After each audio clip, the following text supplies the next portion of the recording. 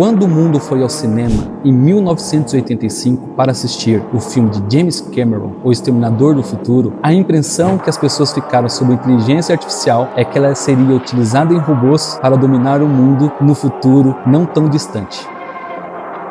Agora que nós estamos no futuro, no ano de 2023, as inteligências artificiais estão mais fortes do que nunca e elas não estão sendo utilizadas da forma que foi apresentada no filme de James Cameron. E como toda história existe um início, neste vídeo nós vamos contar para vocês como que nasceram as inteligências artificiais. Olá, meu nome é Wesley Paulino Coelho, sou consultor e especialista em inteligência artificial. Bem-vindo ao meu canal. Para começar a nossa história, voltaremos ao ano de 1950 para falar de Alan Turing. Alan Turing é um cientista inglês que propôs em seu artigo o que posteriormente seria conhecido como teste de Turing. Ele propôs um desafio: a máquina poderia desafiar a inteligência humana ao ponto de um avaliador não conseguir distinguir o que é máquina, o que é ser humano? Esse teste de Turing não era apenas um desafio histórico, mas uma provocação ao mundo, questionando a natureza da inteligência e da consciência. O teste de Turing nunca teve como objetivo de definir se uma máquina tem uma inteligência semelhante à do ser humano, mas sim que ela foi capaz de replicar através do seu aprendizado semelhante ao que o ser humano responde, fazendo com que um outro ser humano tenha dificuldade de definir o que é máquina e o que é ser humano. O nascimento de um termo e uma nova era. O ano era 1955. John McCarthy cunhou um termo que se tornaria sinônimo de inovação e controvérsia: o termo inteligência artificial, que é o que nós usamos até hoje. Isso aconteceu numa conferência em Dartmouth, liderada por ele. Não foi somente um encontro acadêmico, mas sim o início de uma grande jornada. Uma jornada que prometia máquinas que poderiam pensar e aprender. Em 1965, no meio da efervescência da corrida aeroespacial e da computação, Gordon Moore, cofundador da Intel, fez uma previsão audaciosa: o poder do processamento dobraria a cada 2 anos.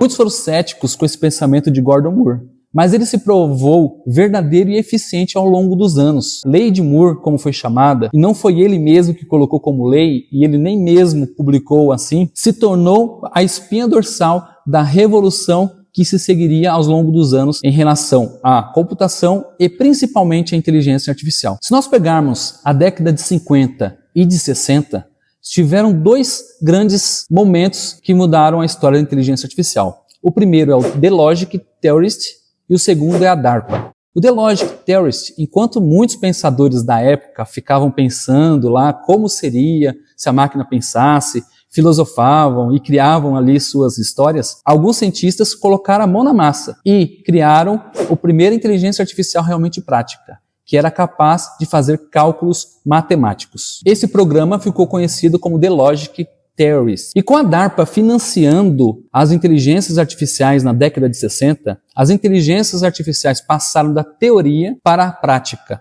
Naquele momento, a inteligência artificial realmente começou a tomar forma e muitos programas de inteligência artificiais foram construídas e testadas. Chamamos esse daí do grande boom da inteligência artificial. E foi justamente na década de 60 que surgiu uma das inteligências artificiais que mudaram o mundo, a ELIZA, do MIT. Ela foi criada por Joseph Weizenbaum, projetada para simular um terapeuta rogeriano, refletindo a declaração dos usuários e lhe fazendo perguntas. Embora as suas respostas fossem baseadas em scripts, diferente das inteligências artificiais que nós temos hoje, as pessoas sentiam uma conexão com a ELIZA. Parecia que ela estava real. Esse foi o primeiro momento que o homem teve uma interação homem-máquina semelhante à que nós temos hoje, vendo a máquina como um ser humano. E nesses momentos, muitas das pessoas que interagiam esqueciam que estavam se falando com uma máquina. A ELIZA foi a primeira inteligência artificial a mostrar o potencial das inteligências artificiais numa relação homem-máquina, semelhante aos chatbots que nós já temos nos dias de hoje. Can I be of... Quando nós falamos de inteligência artificial, nós não podemos deixar de falar de um conceito histórico que surgiu ali na década de 40 ainda, antes mesmo do teste de Turing. É o Deep Learning. Can I be of Apesar de ser um conceito tão antigo da década de 40, foi nas décadas de 80 e 90 que o Deep Learning ganhou tração. Porém, ele só ganhou força verdadeira nos anos 2000 para cá, por conta do aumento do poder computacional. Foi a partir disso que o Deep Learning decolou. E o que é o Deep Learning? Deep Learning é o aprendizado profundo de máquina, fazendo com que dados sejam guardados e ele consiga fazer uma interação e um treinamento muito mais humanizado, aprendendo de maneira muito mais humana.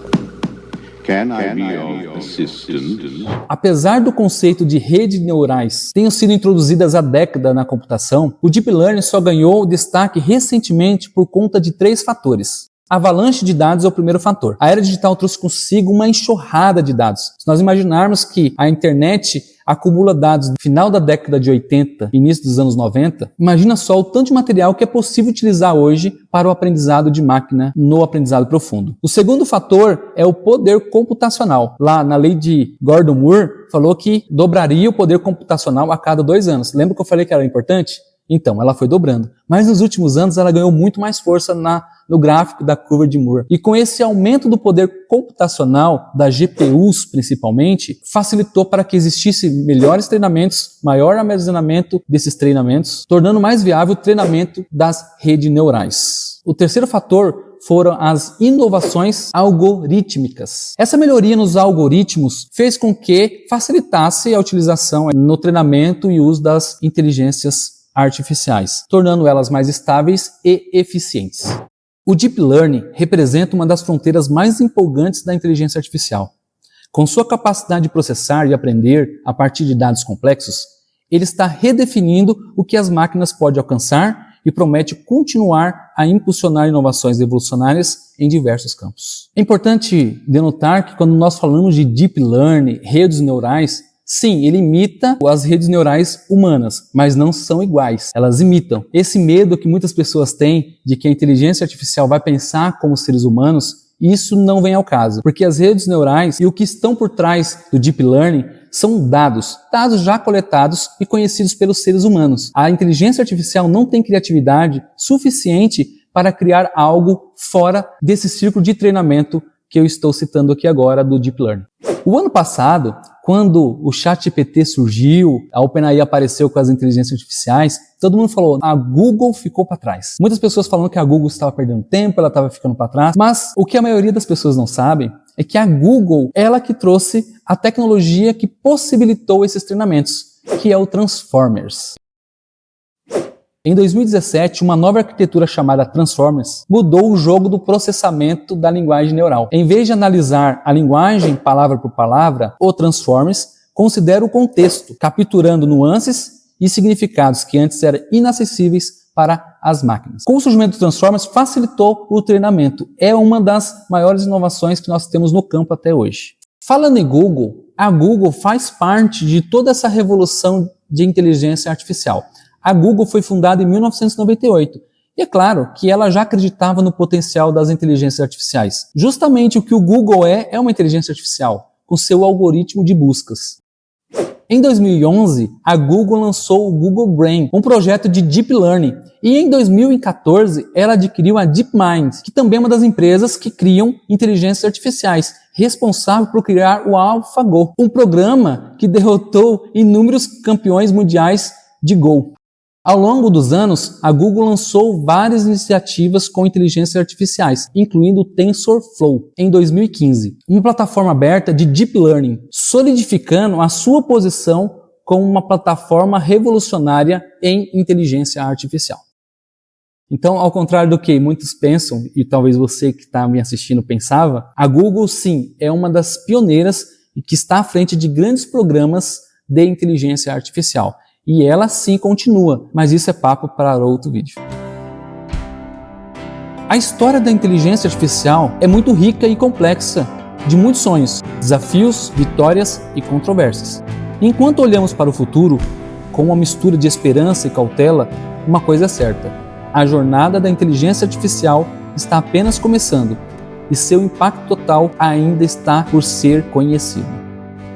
Gostou desse formato de vídeo? Esse formato nós vamos procurar fazer pelo menos um por mês, contando histórias, falando de grandes inovações, dando detalhes técnicos das inteligências artificiais, para que você que está me assistindo aproveite do melhor e esteja sempre bem informado sobre inteligências artificiais. E se você quiser ficar bem informado mesmo e aprender sobre isso, aproveite que nós temos um curso chamado Mais IA, um curso para iniciantes e pessoas que já conhecem um pouco de inteligência artificial. Se você quiser saber mais sobre os meus cursos, saber mais de como funciona todo o ecossistema aí da minha comunidade, você precisa participar do meu Discord, que está o link aqui abaixo. E me acompanhar nas redes sociais, como no Instagram, que é @coelho com 3 L's. E se você assistiu o vídeo até o final e curtiu bastante, deixa seu like, se inscreve aí no canal e eu deixei uma surpresa para você. Aqui abaixo tem um cupom de desconto para o meu curso. Aproveite bem esse cupom. E aí, qual a sua opinião sobre a inteligência artificial?